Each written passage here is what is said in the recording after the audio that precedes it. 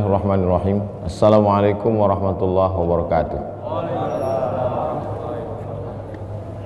Alhamdulillah wassalatu wassalamu ala Rasulillah Sayyidina wa Maulana Muhammad ibni Abdillah wa ala alihi wa sahbihi wa man da'a bi da'watihi wastanna bi sunnatihi ila yaumi liqa'i rabbih. Rabbi shrah li sadri wa yassir li amri wa hlul 'uqdatam min lisani yafqahu qawli.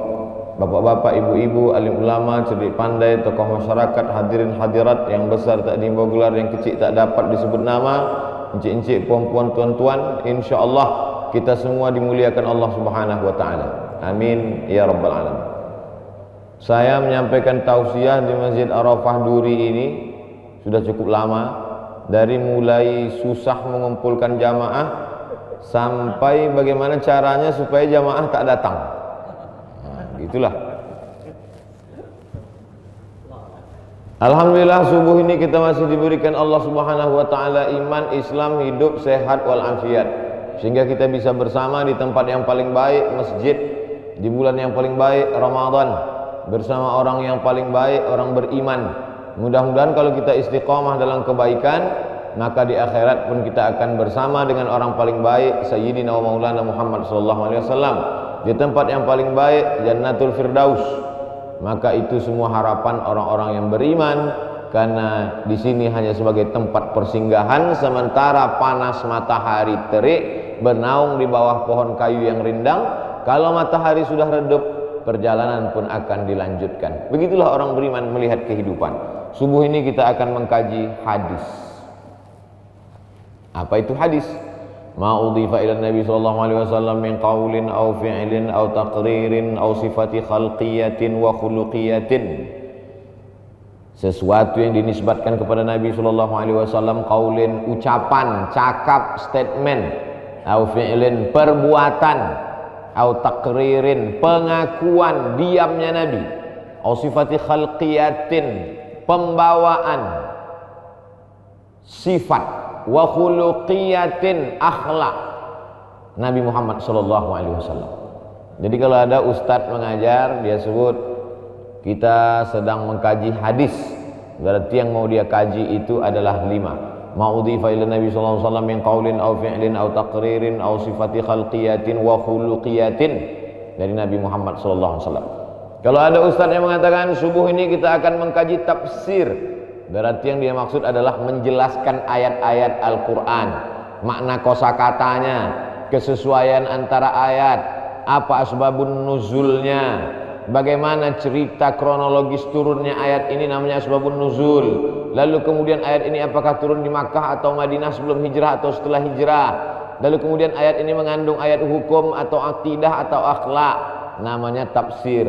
Tafsir yang paling kecil, hampir sama banyak tafsirnya dengan ayatnya, namanya tafsir Jalalain.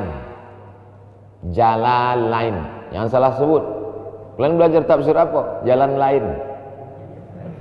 Jalalain, 2 jalal, karena yang menulisnya 2 Imam Jalal. Yang paling tua namanya Jalaluddin Al-Mahalli, Jalal yang kedua namanya Jalaluddin As-Suyuti. 15 juz, 15 juz. Akhirnya berkumpul 2 imam, Jalalain, yang dikaji di pesantren-pesantren. Oh, saya sudah khatam Jalalain Pak Ustadz, saya mau naik lagi ke atas. Syarahnya, penjelasannya Imam As-Sawi namanya. Oh, saya mau lebih tinggi lagi Pak Ustadz, saya mau tahu asbabun nuzulnya, riwayat-riwayatnya. Tafsir Al-Quranil Azim, nama imamnya Abul Fida Ismail Ibnu Katsir, populer dengan nama tafsir Ibnu Katsir. Oh, saya lebih mau panjang sanad-sanadnya, karena dalam tafsir Ibnu Katsir sanadnya dipotong. Tafsir yang paling tua ditulis oleh Imam Abu Ja'far Ibnu Jarir At-Tabari, 24 juz, semeter panjangnya. Baru menengoknya aja udah tertidur kita. Dulu ketika saya belajar di sekolah, di pondok, di pesantren, membawa 2-3 tafsir, Masya Allah, tabarakallah, merasa sudah hebat, besar, karena tafsirnya tebal. Begitu sampai di Mesir, ditunjuk orang, ini tafsir. Apa nama tafsirnya? Tafsir Al-Kabir, Mafatihul Ghaib, ditulis oleh Imam Fakhruddin Ar-Razi. Panjangnya, oh rupanya yang kita baca itu belum ada apa-apanya. Belajar ini sama seperti kita berjalan di tepi pantai. Kalau kita berjalan di tepi pantai, pertama kali berjalan tenggelam sampai mata kaki, kita masih merasa tinggi, laut rendah. Makin jauh berjalan mulai tenggelam sampai ke pinggang. Kita masih merasa tinggi, laut masih rendah. Makin jauh berjalan ke tengah mulai sampai ke leher. Kita masih merasa tinggi, laut rendah. Lama-lama tenggelam. Orang makin belajar makin tak tahu. Orang makin belajar makin tak berilmu. Orang makin belajar makin dia tak mengerti. Maka di saat itulah orang akan menundukkan dirinya. Kenapa? Karena ternyata ilmu Allah itu luas dan kita tak ada apa-apa. Jadi kalau Bapak Ibu tengok saya sombong, angkuh, itu berarti ilmunya masih mata kaki lagi. Kajian kita subuh ini adalah fikih. Oh, hadis kami dah paham, tafsir kami dah paham. Kajian fikih. Fikih berarti mengkaji tentang hukum halal, haram, makruh, mubah, rukun, syarat, wajib, sunat, sunat muakkad. Fikih. Fikih ini banyak. Ada fikih ibadah, fikih salat, fikih zakat, fikih puasa, fikih umrah, fikih haji. Ada namanya fikih muamalah, fikih jual beli, pinjam meminjam, gadai menggadai. Ada namanya fikih siasah, politik, bagaimana cara mengangkat pemimpin, bagaimana kewajiban pemimpin. Ada satu kitab khusus ditulis oleh Imam Al-Mawardi, meninggal tahun 450 Hijrah, namanya Al-Ahkam As-Sultaniyah, hukum hakam tentang kesultanan. Kita dulu sebelum bergabung dengan Negara Kesatuan Republik Indonesia, kita dipimpin oleh Sultan. Sultan terakhir kita adalah Sultan Syarif Kasim, yang diabadikan sebagai 3. Pertama nama kampus, UIN Suska. Yang kedua sebagai nama jalan, Jalan Sultan Syarif Kasim. Yang ketiga sebagai nama airport, Sultan Syarif Kasim II. Ladies and gentlemen, all our passenger. Tak lama lagi pesawat kita akan mendarat di Sultan Syarif Kasim II Airport. Sebagai orang Riau bangga kita. Ada datang orang dari Kalimantan, dari Sulawesi, dari Papua, dari Jawa. Itu airport kami itu Sultan Syarif Kasim. Dulu bukan itu namanya. Itu diresmikan sebagai airport Sultan Syarif Kasim pada masa pemerintahan Presiden Kiai Haji Abdurrahman Wahid, Gus Dur. Saya merasa bangga, kata Gus Dur. Airport ini memang sudah sesuai, namanya Sultan Syarif Kasim. Masuk nama airport seperti nama pangkalan becak. Dulu itu namanya airport Simpang 3, macam pangkalan becak, kata Gus Dur. Itu namanya fikih. Hadis sudah, tafsir sudah, fikih sudah. Ulama mengatakan ini halal, ini haram, ini makruh, ini mubah. Bagaimana ceritanya bisa hukum itu mengatakan ini halal, ini haram? Bahkan dalam satu ibadah, yang satu mengatakan wajib, yang satu mengatakan sunat muakkad. Mana contohnya? Kurban. Menurut mazhab Hanafi, kurban itu wajib. Menurut mazhab Syafi'i, kurban itu sunat muakkad. Ibadahnya satu. Kenapa bisa ulama ikhtilaf menetapkan hukumnya? Kata Imam Hanafi, pokoknya kurban itu wajib. Kenapa kurban itu wajib? Karena Nabi tak pernah meninggalkan kurban tiap tahun. Bahkan Nabi ketika dia berkurban mau haji, maka Nabi menyembelih 63 ekor. 37 ekor dikasihnya pisau kepada Sayyidina Ali. Teruskan Ali. 63 ekor tambah 37 ekor, 100 ekor.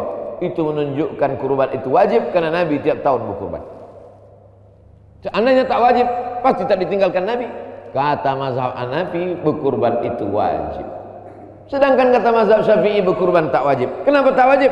Karena ada hadis mengatakan salasun hunna alayya faraidu. Ada 3 perkara yang bagiku wajib, walakum tatawwu', tapi bagi kamu tak wajib, hanya sunat saja. Perbedaan ulama kenapa satu ibadah hukumnya berbeda? Ilmu mengkaji itu namanya usul fiqh. Usul dasar fikih untuk mengatakan ini halal, ini haram, ini makruh, ini mubah, ini rukun, ini syarat. Rukun salat ada 13. Mana pernah Nabi mengajarkan rukun salat 13? Siapa yang menetapkan rukun salat 13? Mazhab Syafi'i. Dari mana dia bisa menetapkan rukun salat ada 13? Ada ilmu yang bisa mengkodok, itu namanya ilmu fikih. Dari mana menetapkan dasar hukum suatu perkara? Pergi kita ke hutan, jumpa binatang, mulutnya macam mulut kambing, kukunya macam kuku harimau. Apa hukumnya? Tak ada dalam Quran. Ya ayyuhalladzina amanu, hai orang beriman, kalau kamu jumpa binatang mulutnya mulut kambing, kukunya kuku harimau, hukumnya ini. Mana ada? Jadi bagaimana menetapkannya? Menetapkannya berdasarkan ilmu usul fiqh. Menetapkan ilmu usul fiqh ada 10 dasar pengambilan hukum dalam Islam. Quran, tak ada dalam Quran, hadis. Tak ada dalam hadis, ijma'. Tak ada dalam ijma', qiyas. Tak ada dalam qiyas, sardu man qablana, saddu zara'i, qaulu sahabi, istihsan, istishab, urf.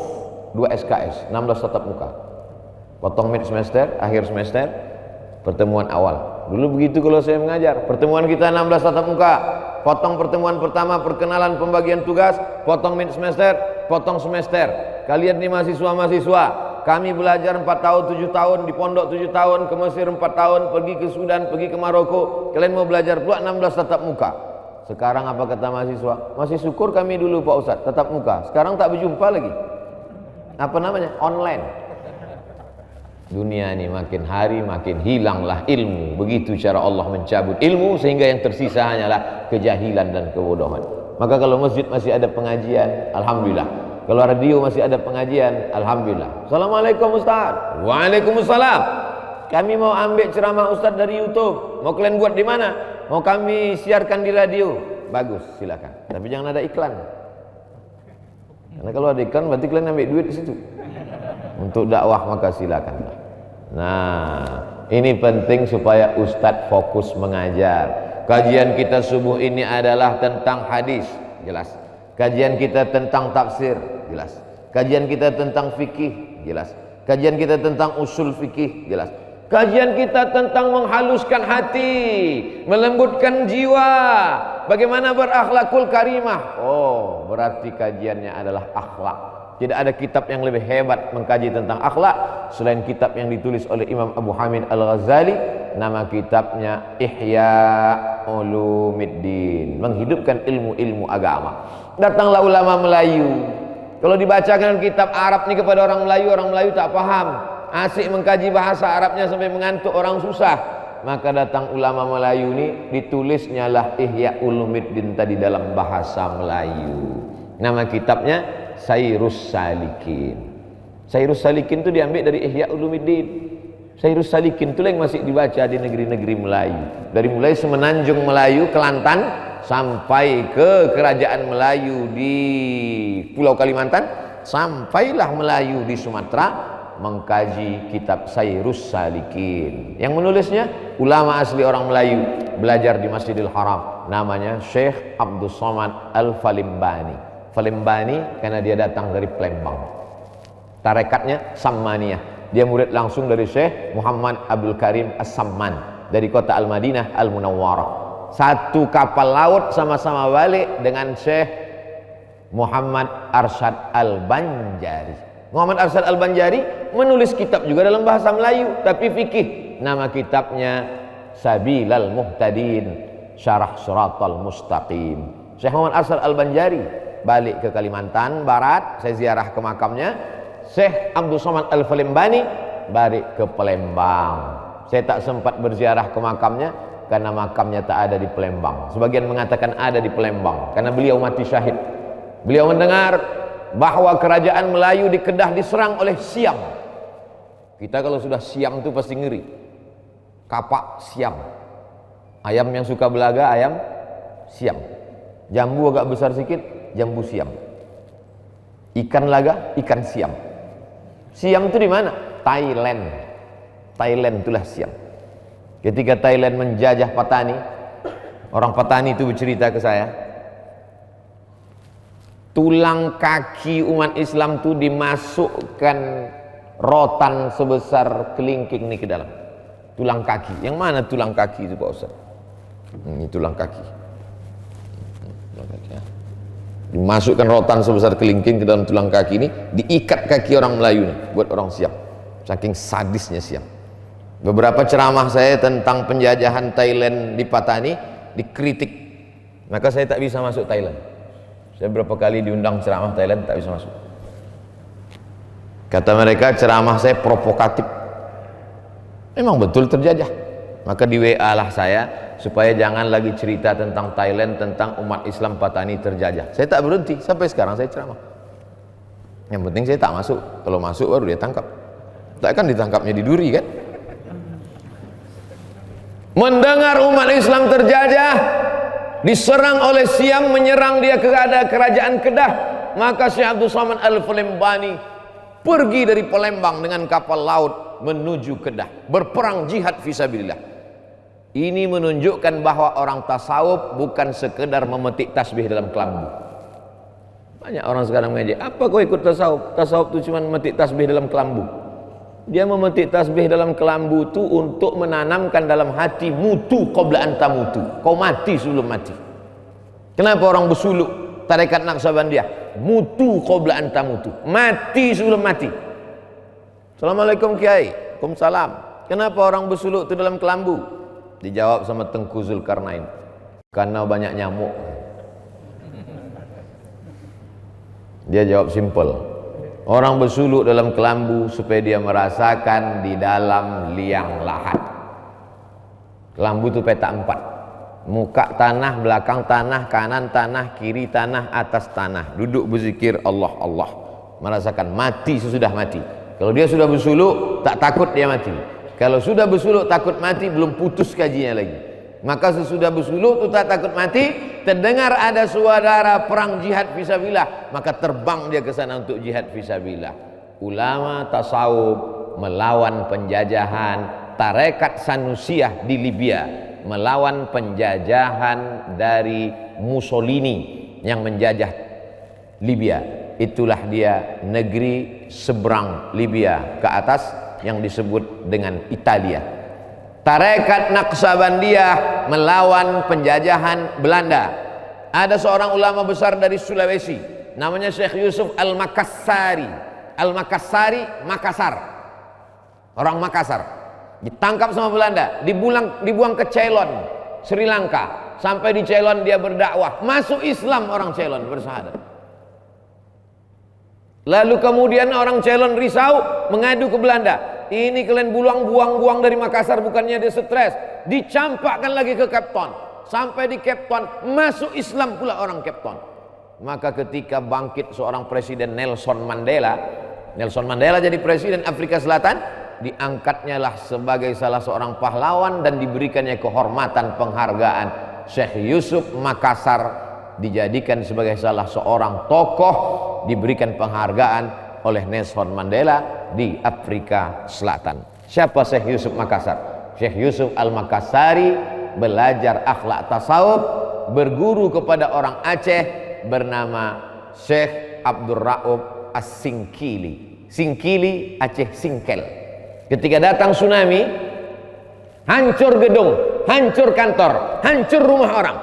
Batu nisan Syekh Abdul Rauf As-Singkili tak bergerak dari makamnya. Membelah air itu Pak Ustadz ketika lewat di makam. Orang punya karomah wali Allah, sudah mati pun dijaga Allah kuburnya. Orang hidup, rumahnya pun ditumbangkan Allah SWT. Ala inna awliya Allah, wali-wali Allah, la khaufun alaihim walahum yahzanun. Tak lagi ada rasa takut dalam hatinya, takutnya sudah habis kepada Allah Subhanahu wa ta'ala. Sudah setengah jam saya bicara, belum masuk ke pengajian lagi, baru muqaddimah.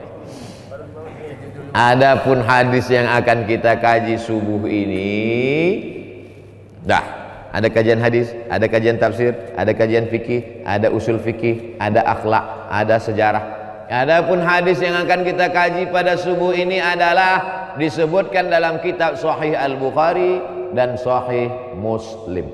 Jadi kalau ada ustadz mengatakan ada tuh dalam hadis, dalam kitab apa? Ada tuh dalam hadis, dalam kitab apa?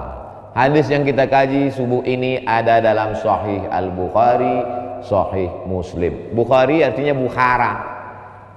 Bukhari bukan nama orang. Orang Bukhara, Bukhari. Orang Singkel, As-Singkili. Orang Palembang, Al-Palembani. Orang Makassar, Al-Makassari. Orang Duri, nanti payah, memang udah di ujung. Ad-Duri. Al-Bukhari bukan nama orang, itu nama kampung. Al-Bukhara, Bukhara. Bukhara itu sekarang Uzbekistan. Karena dia orang Bukhara dipanggil Imam Al-Bukhari. Nama dia Muhammad bin Ismail bin Ibrahim bin Al-Mughirah bin Bardizbah Al-Bukhari. Muhammad bin Ismail bin Ibrahim bin Al-Mughirah bin Bardizbah. Bardizbah ini atuk dia yang kelima, mu'allab masuk Islam, orang Persia. Jadi kalau ada orang mengatakan aku ini tak paham hadis ini karena aku bukan Arab, aku mu'allab, semu'allab-mu'allabnya kita. Saya ini mu'allab juga, atuk-atuk moyang saya, tapi tak tahu saya entah atuk yang keberapa masuk Islam. Artinya apa? Orang Melayu nenek moyangnya udah Islam. Imam Bukhari itu masih tahu dia atuknya yang keberapa mu'allab baru masuk Islam. Muhammad bin Ismail bin Ibrahim bin Al-Mughirah bin Bardizbah masuk Islam. Imam Al-Bukhari belajar hadis, pergilah dia ke Makkah Al-Mukarramah, dari Uzbekistan pergi ke Makkah, dari Makkah ke Madinah, dari Madinah pergi ke Syam. Syam itu sekarang 4 negara: Suriah, Lebanon, Palestina, Yordania. Dari negeri Syam pergi dia ke Mesir, menyeberang Laut Merah. Dari Mesir dia balik lagi. Perjalanan selama 16 tahun mencari hadis-hadis Nabi Muhammad SAW. Selama 16 tahun itu apa yang didapatnya? 600.000 hadis bersarang di kepalanya. Dari 600.000 hadis itu diseleksinya, ternyata yang 300.000 itu hadis dhaif, hadis maudhu, segala macam hadis. Hadis palsu pun ada. Ada hadis palsu Pak Ustaz? Ada. Siapa yang membuat hadis palsu? Macam-macam. Kasih kami contohnya Pak Ustaz. Al-Bazinjan Syifa'un min kulli da', terong obat dari segala macam penyakit. Siapa yang membuatnya? Tukang jual terong, biar terongnya laku. Diteliti oleh para ulama. Imam Bukhari menyeleksi hadis, saking banyaknya hadis palsu, maka dia buatkan 5 kriteria hadis sahih. Pertama, sanadnya bersambung. Yang kedua, riwayatnya adil. Yang ketiga, riwayatnya dhabit. Yang keempat, tak boleh ada syaz. Yang kelima, tak boleh ada illat. Apa itu Pak Ustaz sanad? Sanad adalah silsilah mata rantai periwayatan. Imam Bukhari meriwayatkan dari siapa? Dari Abdullah bin Maslamah. Abdullah bin Maslamah meriwayatkan dari siapa? Dari Malik bin Anas. Malik bin Anas dari siapa? Dari Abu Zinad. Abu Zinad dari siapa? Dari Al-A'raj. Al-A'raj dari siapa? Dari Abu Hurairah. Abu Hurairah dari siapa? Dari Sayyidina wa Maulana wa Syafi'ina wa Dzukhrina Muhammad sallallahu alaihi wasallam. Tak boleh putus. Kalau putus di atas, namanya hadis mursal. Kalau putus di bawah, namanya hadis mu'allaq. Kalau putus berturut-turut, namanya hadis mu'dhal. Kalau putus tidak di atas, tidak di bawah, tidak berturut, namanya hadis munqati. 2 SKS juga, 16 tatap muka. Saya dosennya 10 tahun. Habis itu keluar dari PNS, tak ngajar lagi. Tidak mengajar di UIN. Jadi Ustaz ngajar sekarang? Ngajar dari tanggal 1 sampai 24 semalam baru habis 2 mata kuliah. Di mana? Universitas Islam Sultan Syarif Ali, Brunei Darussalam. Sangka orang awak Ustaz ecek-ecek.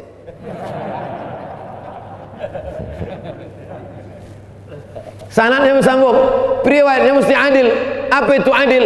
Periwayat itu tidak melakukan dosa besar dan tidak pula melakukan dosa kecil. Adil namanya. Dhabit itu artinya apa? Ingatannya kuat. Aku berjumpa sama 70 orang di masjid ini, kata Imam Malik bin Anas, Imam Maliki, guru Imam Syafi'i. Aku berjumpa 70 orang di masjid ini. Kalau berdoa 1 orang saja turun hujan. Sangkingkan makbulnya doanya, sangkingkan banyaknya ibadahnya. Jumpaku 70 orang di Masjid Nabawi ini, kalau berdoa 1 orang saja turun hujan. Tapi aku tak mengambil hadis dari mereka. Kenapa tak kau ambil hadis dari mereka? Karena ingatannya tak kuat.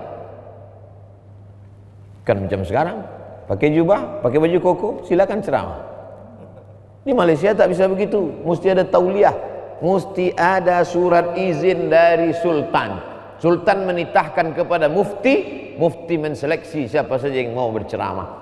Saya ceramah ke Selangor, maka mufti Selangor mengeluarkan ini nama Abdul Somad, boleh ceramah di Selangor. Pas mau ceramah ke Terengganu, ternyata fatwa mufti Selangor tak bisa dipakai di Terengganu. Terengganu mesti mengeluarkan juga. Ini untuk menjaga supaya umat berpegang kepada Ahlus Sunnah wal Jamaah, supaya jangan sampai orang datang ke Duri, apa aja yang mau dicakapkan, apapun mazhabnya, apapun alirannya, yang penting dia berjanggut bisa berceramah. Kalau cuma modal janggut berceramah, besok kambing berceramah. Mohon maaf bapak yang berjanggut yang tersinggung. Itu maka dikasih masker nih, biar tak nampak awak berjanggut atau tidak. Tidak boleh ada syaz, tak boleh riwayat dia bertentangan dengan riwayat orang yang lebih kuat. Mukhalafatus thiqah liman huwa awsaq minhu. Tak boleh ada illat, sababun khafiyun yaqdah fi sihhatil hadis. Ada sebab kecil saja yang merubah, menyebabkan hadis itu menjadi rusak. Sampai begitulah ulama menyeleksi hadis-hadis Rasulullah sallallahu alaihi wasallam. Akhirnya terkumpullah 7.275 hadis dalam Sahih Al-Bukhari. Imam Bukhari punya murid namanya Muslim Ibnul Hajjaj Al-Qushairi An-Naisaburi. Itulah dia Imam Muslim. Nama anak kau siapa? Bukhari Muslim. Bukhari satu, Muslim satu. Kalau nak ngasih nama anak, ambillah satu-satu. Aku mau dua-duanya. Bukhari Muslim. Ada Sahih Bukhari, ada Sahih Muslim. 6 kitab Ahlus Sunnah wal Jamaah mu'tabarah yang terpercaya. Cara mudah mengingatnya, 2 jempol 4 jari. 2 jempol Sahih Bukhari, Sahih Muslim. Yang 4 awal Abu, ujung Ibnu. Awal Abu, ujung Ibnu. Abu Daud, Ibnu Majah. Yang pertengahan Nasai dan Tirmizi. Sahih Bukhari, Sahih Muslim, Abu Daud, Nasai, Tirmizi, Ibnu Majah. Oh, kalau begitu cuma 6 kitab hadis saja Pak Ustaz. Ada Muwatta Malik, ada Musnad Darimi, ada Musnad Ahmad bin Hanbal, ada Musannaf Ibni Abi Syaibah. Berapa kitab hadis nih Pak Ustaz? Ratusan kitab hadis. Setelah diseleksi ulama, itu yang disebut dengan Kutubut Tis'ah, 9 kitab. Setelah seleksi ulama, tinggallah lagi dia kitab Kutubus Sittah, 6 kitab. Sahih Bukhari, Sahih Muslim, Sunan Abi Daud, Sunan Nasai, Sunan Tirmidzi, Sunan Ibni Majah. Jadi hadis yang Ustaz kaji subuh ini ada dalam Sahih Bukhari, ada dalam Sahih Muslim. Ada dalam Sahih Bukhari, tak ada dalam Sahih Muslim. Ada dalam Sahih Muslim, tak ada dalam Sahih Bukhari. Ada dalam Sahih Bukhari, ada dalam Sahih Muslim. Itulah derajat yang paling tinggi. Ada istilah khusus namanya muttafaqun alaih. Kalau jumpa nama kitab, ada istilah di ujung dalam kurung, hadis ini muttafaqun alaih. Ya. Ini ada buku ya. Apa kata dia? Muttafaqun alaih. Apa artinya itu ya? Dari ayah kecil memang udah itu namanya. Saya tanya lagi.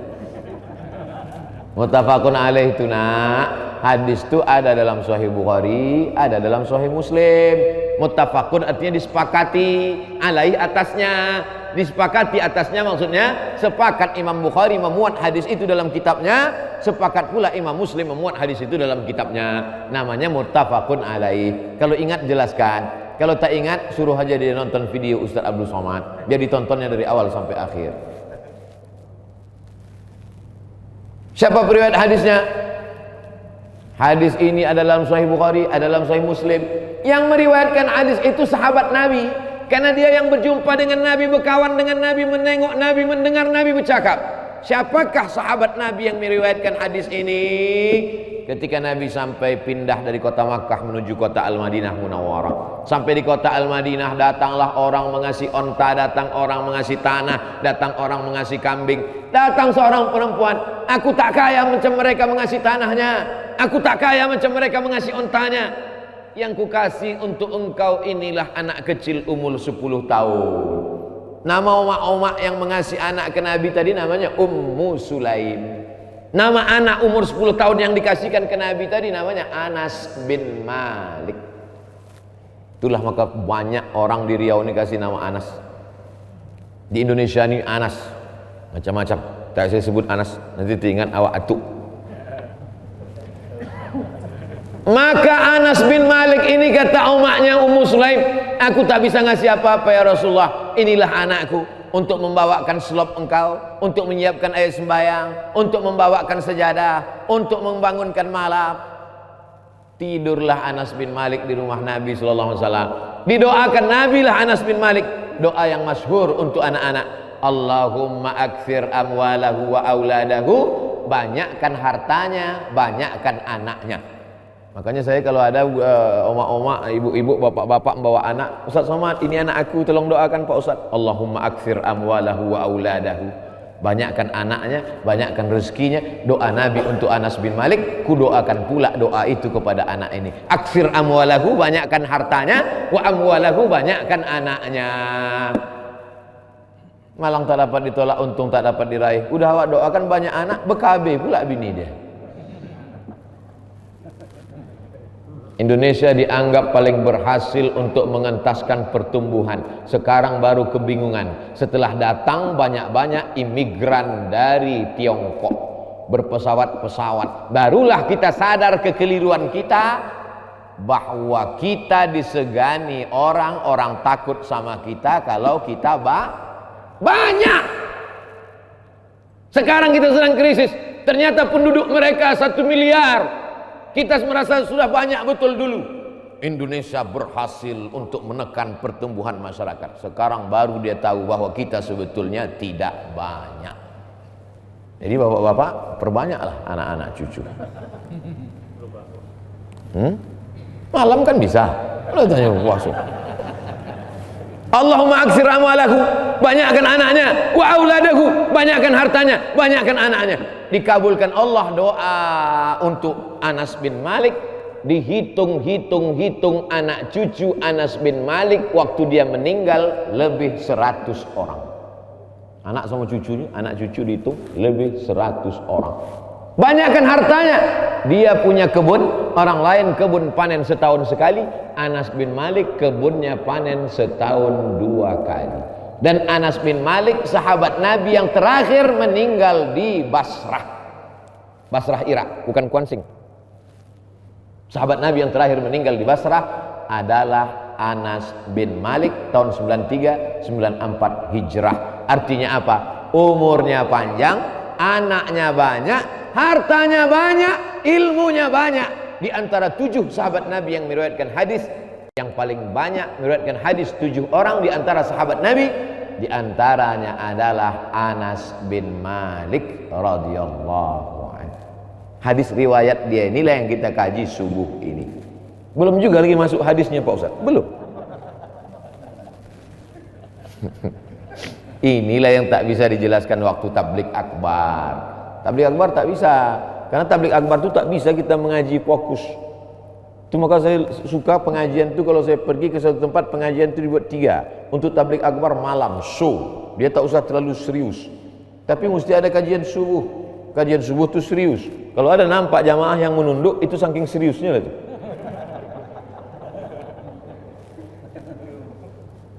Hadisnya dari mana? Sahih Bukhari, Sahih Muslim. Nama sahabat Nabi yang meriwayatkannya siapa? Anas bin Malik. Sekarang baru kita masuk ke isi hadis. Qala Rasulullah sallallahu alaihi wasallam.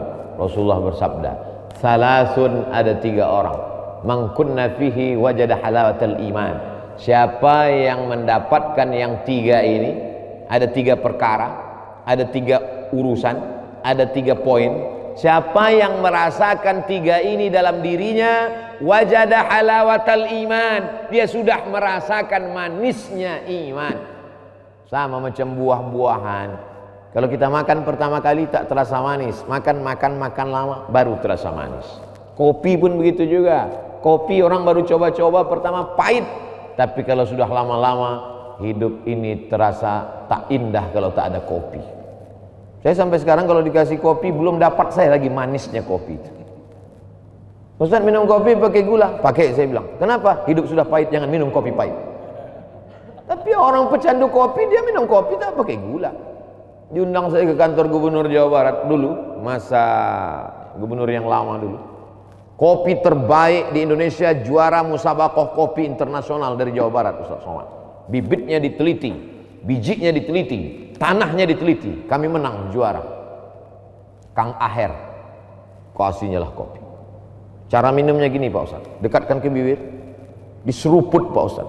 Apalah seruput, rupanya bunyi. Jangan langsung telan Pak Ustaz, tahan sedikit, rasakan manisnya. Habis itu baru telan. Gimana Pak Ustaz? Pahit kan saya? Kalau untuk merasakan manisnya kopi aja perlu bertahun-tahun. Kalau untuk merasakan manisnya buah-buahan aja perlu dicoba berkali-kali. Apalagi merasakan manisnya iman. Maka 3 ini untuk mengukur standar. Apakah kita sudah merasakan manisnya iman kepada Allah Subhanahu wa taala menurut Nabi Muhammad, bukan menurut survei, tapi menurut Sayyidina wa Maulana wa Syafi'ina wa Dzukhrina Muhammad sallallahu alaihi wasallam. Yang pertama, ayyakuna Allah wa rasuluhu ahabba ilaihi mimma siwahuma. Lebih mencintai Allah dan Rasulullah daripada yang lain-lain. Lebih mencintai Allah dari hartanya, lebih mencintai Allah daripada anak cucunya, lebih mencintai Allah daripada dirinya sendiri. Barulah dia akan merasakan manisnya iman. Sekarang kalau dihina Allah, dihina Rasulullah, dia diam saja. Dihina Allah, dihina Rasulullah, dia diam saja. Pas ditanya, kenapa tak kau bela Allah dihina? Allah tak perlu dibela. Nanti kalau ada kawan bapak, tetangga bapak, sahabat bapak mengatakan Allah dan Rasulullah tak perlu dibela, ambil batu. Masih ingat dulu waktu kita kecil kawan kita ngambil batu. Ini ayah kau, ini ayah aku. Itu pijak-pijak. Ini ayah kau. Kenapa kita marah? Kenapa kita mengamuk? Kita mengamuk bukan karena batu ini. Kita mengamuk karena ini adalah simbol kehormatan dan kita sayang kepada ayah omak kita.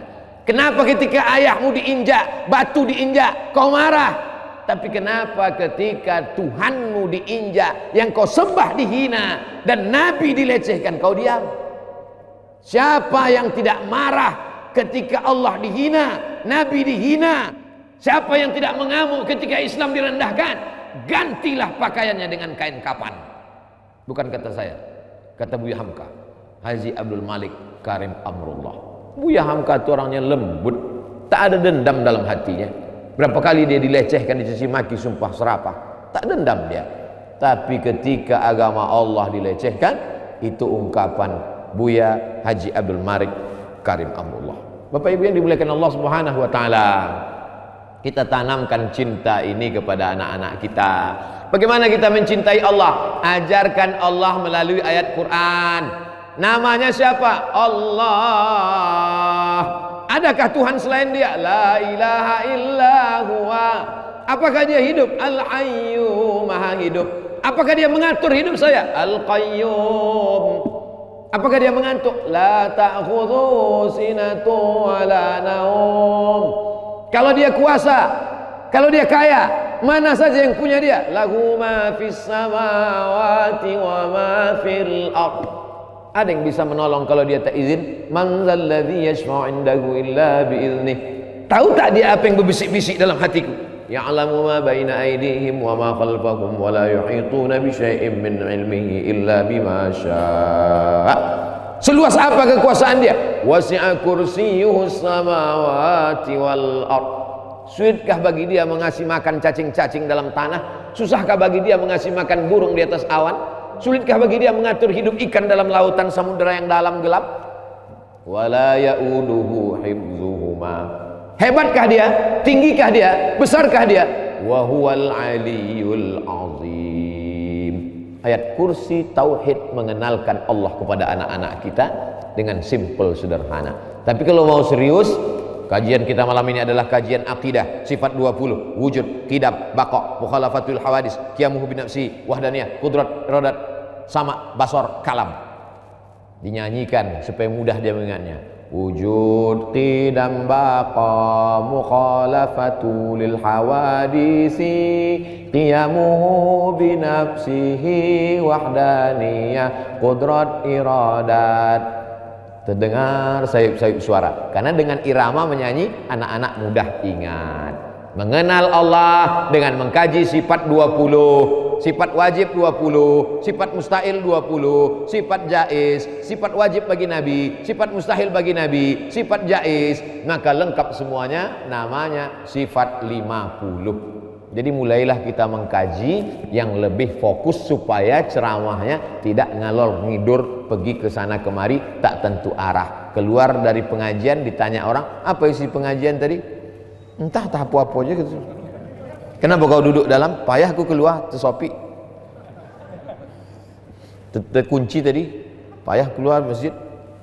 Ini semua adalah supaya meningkatkan kualitas pengajian. Maka saya jelaskan subuh ini tidak hanya sekedar mengaji, tapi bagaimana metode kita belajar mengaji yang tidak dulu pernah kita dapatkan di sekolah. Masa muda kita dulu tidak sempat mondok, maka sekarang manfaatkan pengajian-pengajian masjid bersilabus. Apalagi kita di Duri ini ada Ikatan Dai Mubaligh Kota Duri. Nah, maka supaya berkualitas. Sifat yang pertama, ayyakunallah wa rasuluhu ahabba ilaihi mimma siwahuma. Ya Rasulullah, aku lebih cinta engkau daripada anakku, aku lebih cinta engkau daripada biniku, aku lebih cinta engkau daripada hartaku. Kata Umar bin Khattab, illa min nafsi.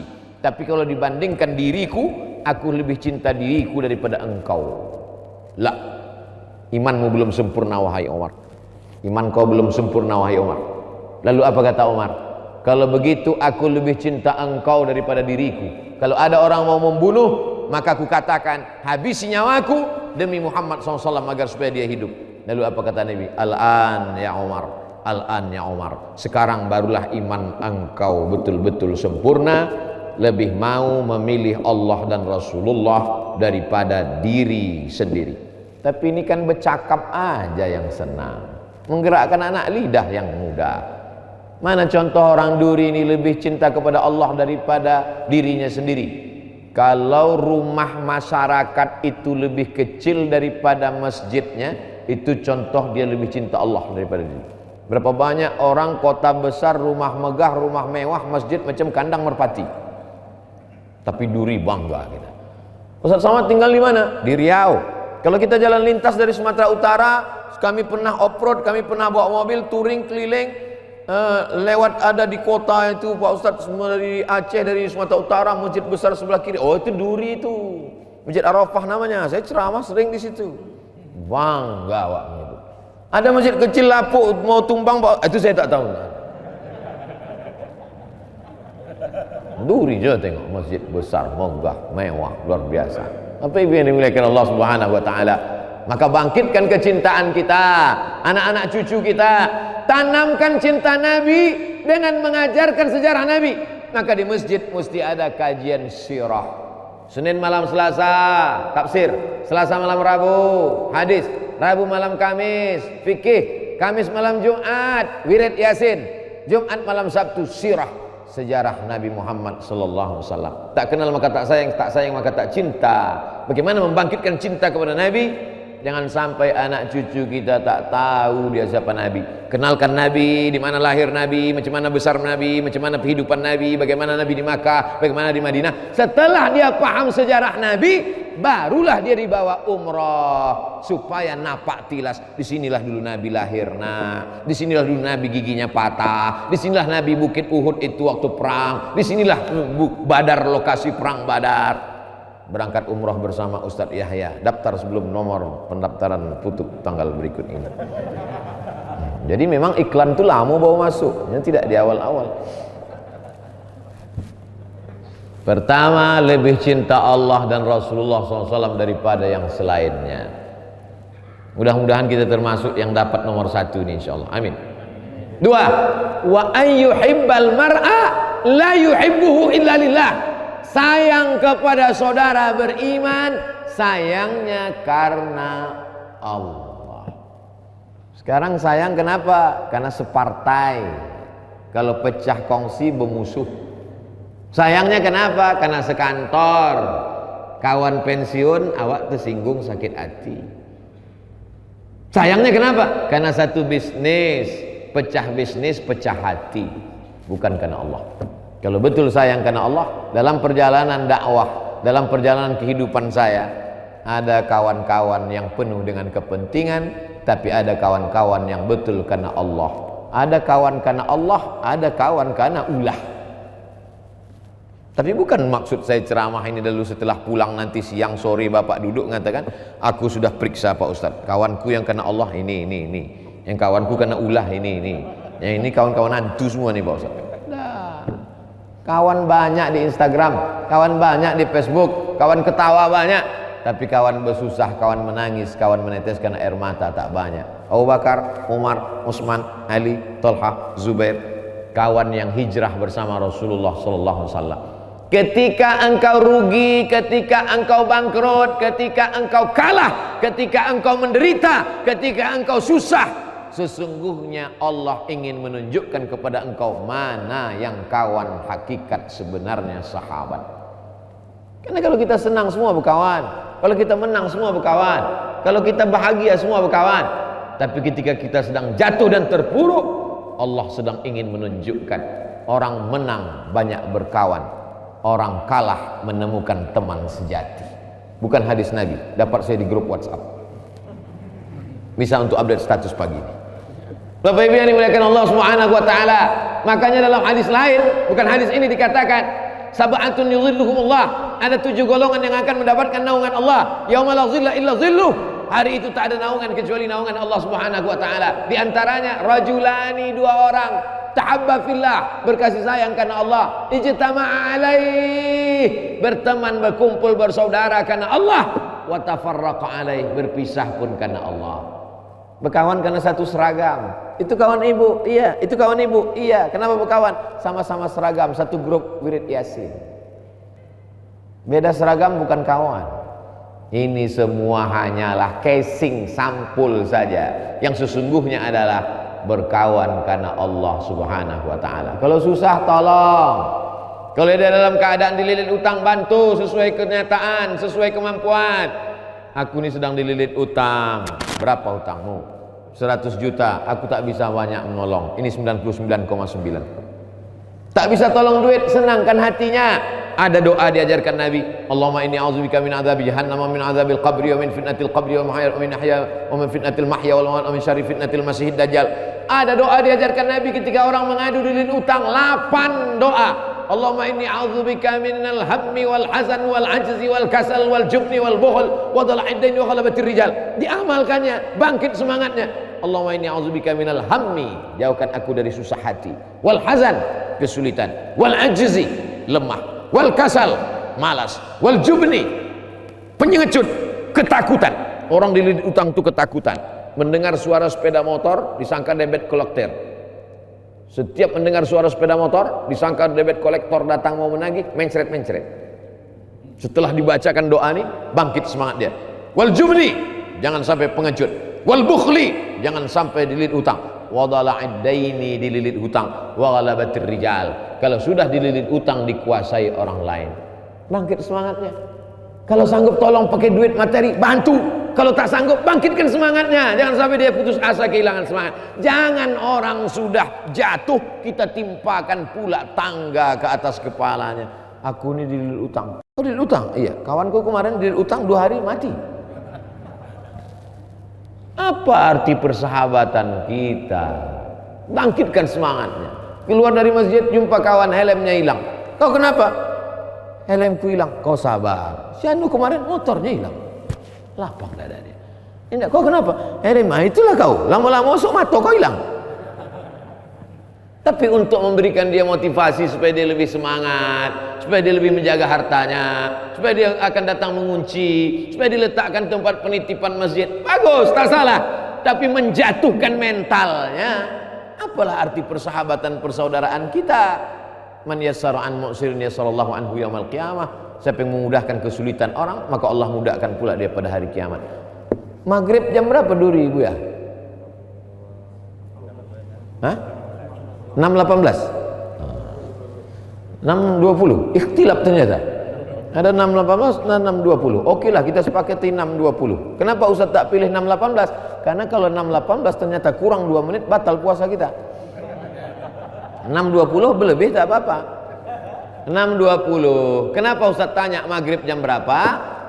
Kalau 6.20 maghrib berarti 6.20 pagi sudah bisa sholat sunat isyraq.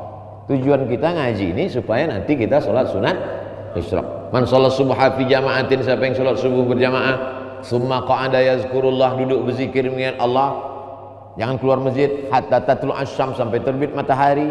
Lewatkan waktu tanduk setan, payah menghitungnya, ingat aja maghrib. Maghrib 6.20 berarti 6.20 kita sholat sunat isyraq 2 rakaat. Usolli sunnatal isyraq raka'ataini lillahi ta'ala. Bagi yang batal wudunya boleh keluar. Agak 2 batang 3 batang, jangan nggak puasa. Mana tahu lupa pula kan, habis wudu.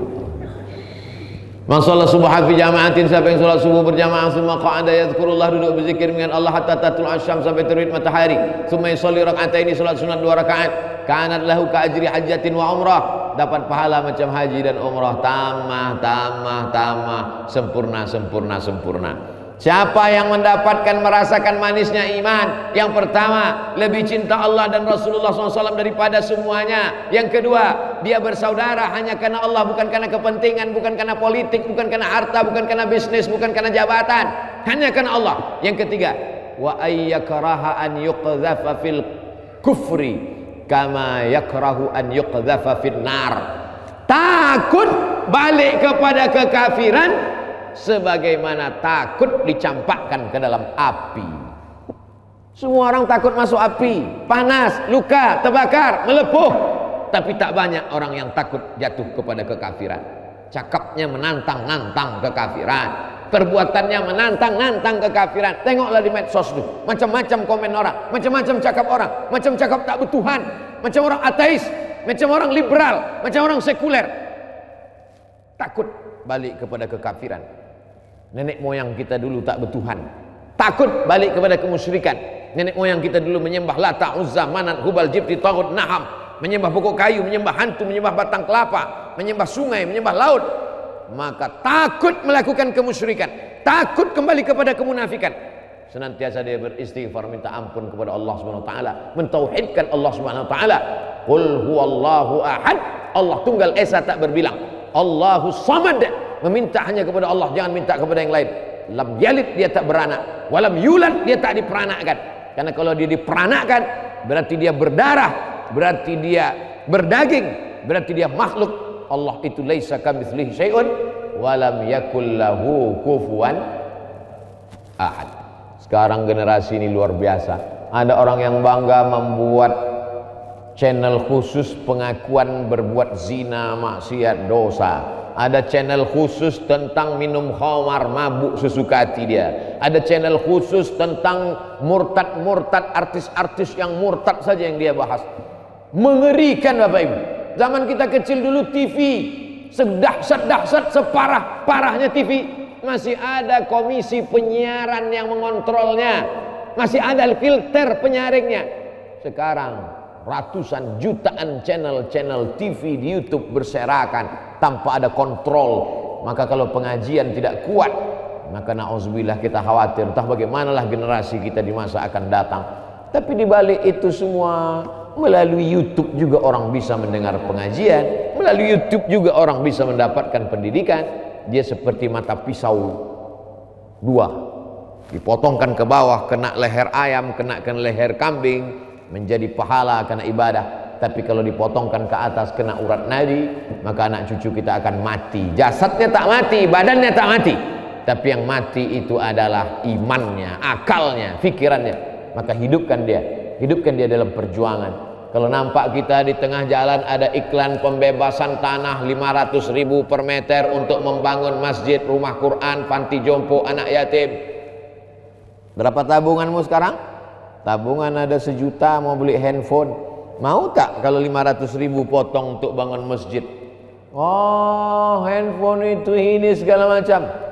Lebih cinta Allah atau lebih cinta duit? Cinta Allah. Kalau cinta Allah belikanlah. Nah, jangan semua, bantulah setengah kata dia. Berarti sudah ada dalam bibit-bibit. Dites. Bukan sekadar cakap, bukan sekadar slogan, bukan sekadar ceramah tausiah, tapi dipraktekkan dalam kehidupan yang nyata. Ini semua. Kalau ada anak kita perempuan belum mau pakai hijab, katanya cinta Allah, katanya cinta Rasulullah. Rasulullah menyuruh berhijab, kenapa kamu tak mau? Kalau belum semangat sholat berjamaah ke masjid, Nabi tidak meninggalkan perhiasan supaya kita jaga, kita usap, kita sapu, kita cium. Nabi tak ada meninggalkan jubah kebesaran supaya kita datang ke Makkah, kita sapu, kita cium, kita pakai. Tidak ada. Kalaupun ada di museum itu untuk menjaga sejarah. Yang ditinggalkan Nabi adalah Al-Quran. Kalau memang betul cinta kepada Nabi SAW, berapa kali kita sudah khatam Al-Quran?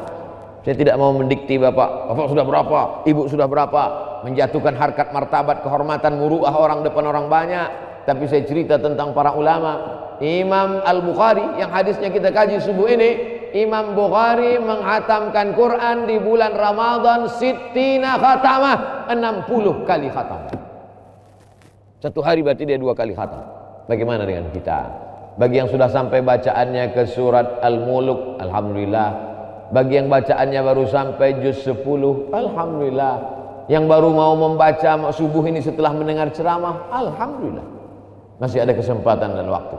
Saya lah baca Quran tak lancar Pak Ustadz. Jangan kira tak lancar karena yang dihitung bukan berapa juz, yang dihitung bukan berapa halaman.